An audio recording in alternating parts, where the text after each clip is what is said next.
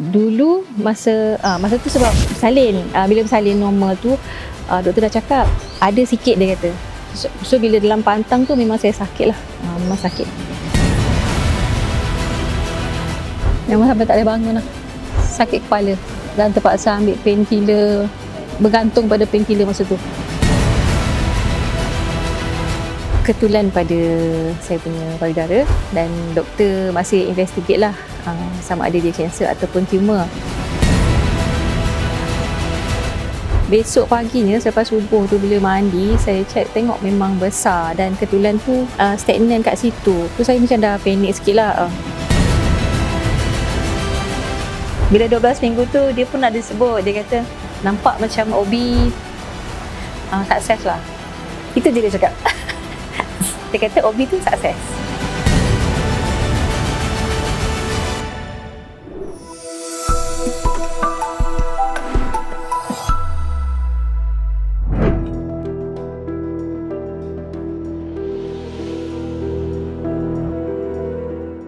Masa malam sebelum saya check tu, saya rasa sakit. Saya ingatkan macam ada nak period ke ataupun ada macam hormon ke kan. Tapi besok paginya selepas subuh tu bila mandi, saya check tengok memang besar dan kebetulan tu stagnan kat situ. So saya macam dah panik sikit lah, benda apa kan, sebab sebelum ni tak pernah rasa macam tu.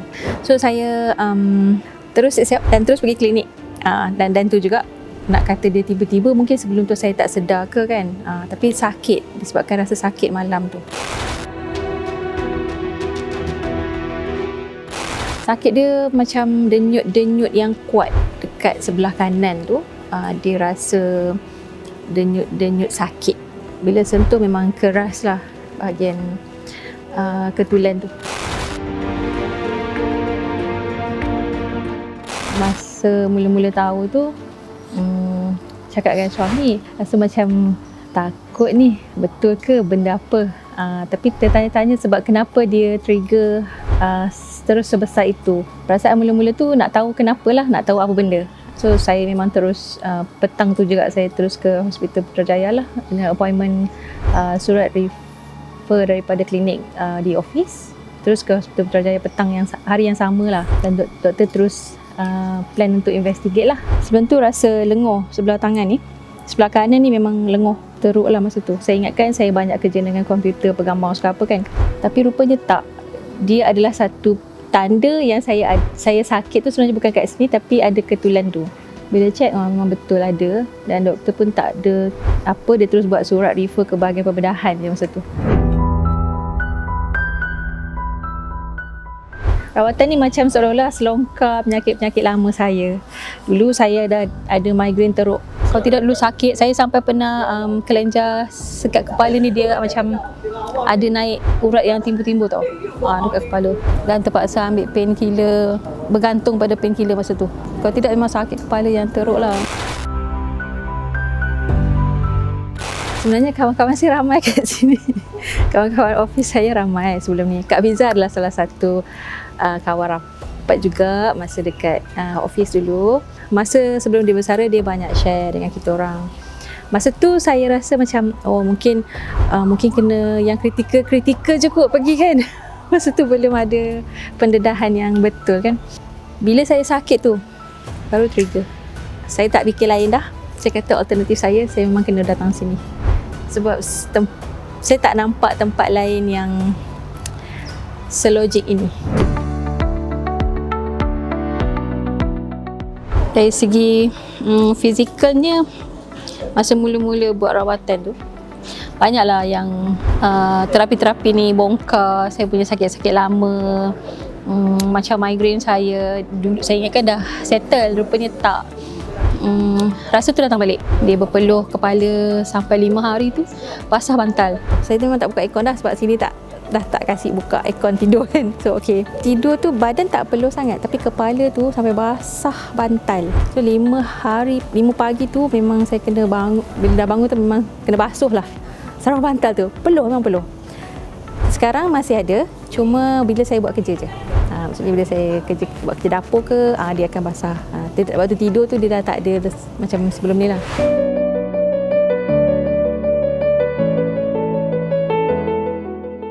Puasa yang lama tu pun datang balik sakit. Tapi sakit tu mula-mula sakit 2 minggu baru settle. Daripada 2 minggu kepada seminggu, daripada seminggu kepada 3 hari, macam tu dia dah lega. So minggu-minggu berikutnya dah macam tu je. Sakit sehari, 2 hari dah lega. So dari segi tempoh sakit tu saya dah nampak dia macam ada progress lah. Sakit tu dah tak jadi macam dulu. Tu sakit-sakit yang dibongkar lah.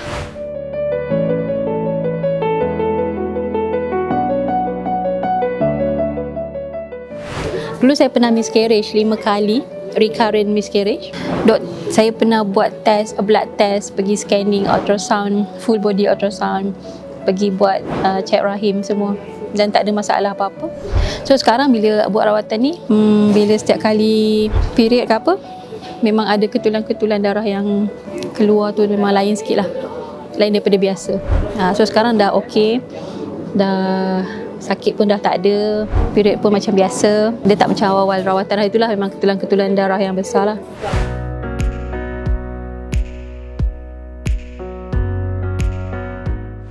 Oh, lagi satu.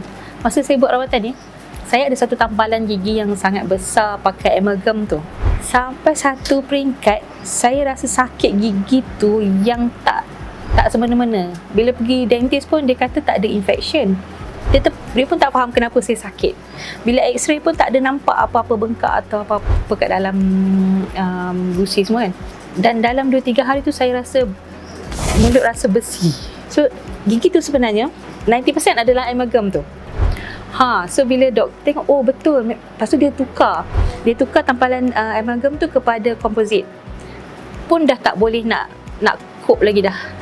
So bila cabut, selesai dengan cabut je, settle, hilang. Tak ada sakit, tak ada apa.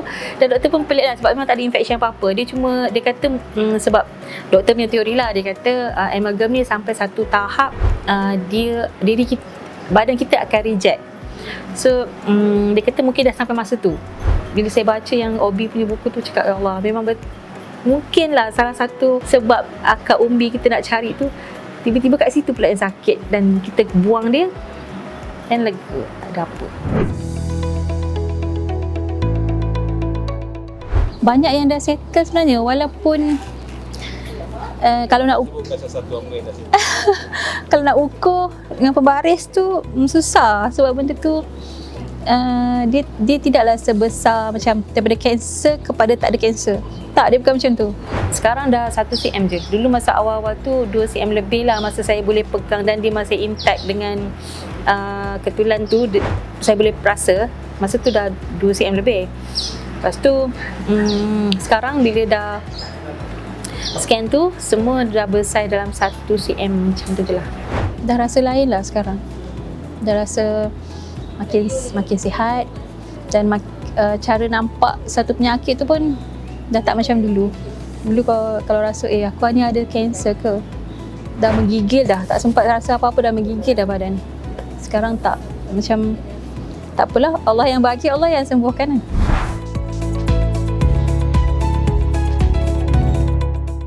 Cara rawatan kat sini unik bagi saya sebab dia cover semua. Bukan saja fizikal tu kita ubati, cara kita berfikir dan psikologi kita juga dirawat. Maksudnya bukan saja jasad kita, tapi roh kita, jiwa kita, akal kita pun turut sama disembuhkan dengan cara yang tersendirilah.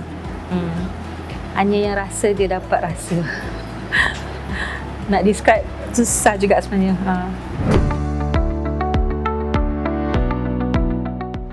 Dia okey sebab dia yang sponsor.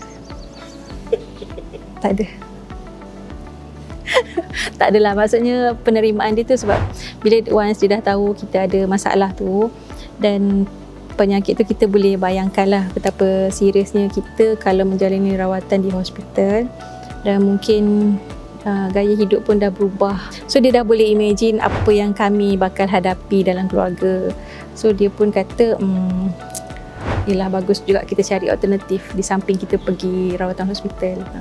Bila 12 minggu tu dia pun ada sebut, dia kata saya tanya dia dah lepas pergi ultrasound semua kan, so macam mana kan, Dia kata nampak macam OB sukses lah. Itu je dia cakap. Dia kata OB tu sukses. So saya macam okey lah, Alhamdulillah, syukur.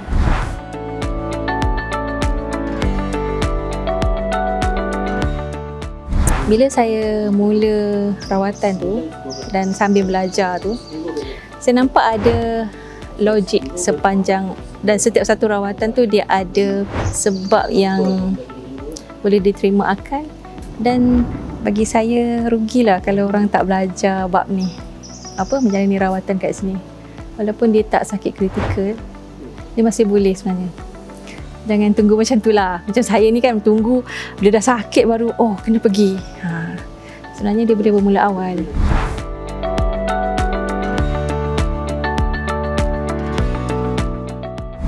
Setakat ni yang saya puas hati lah.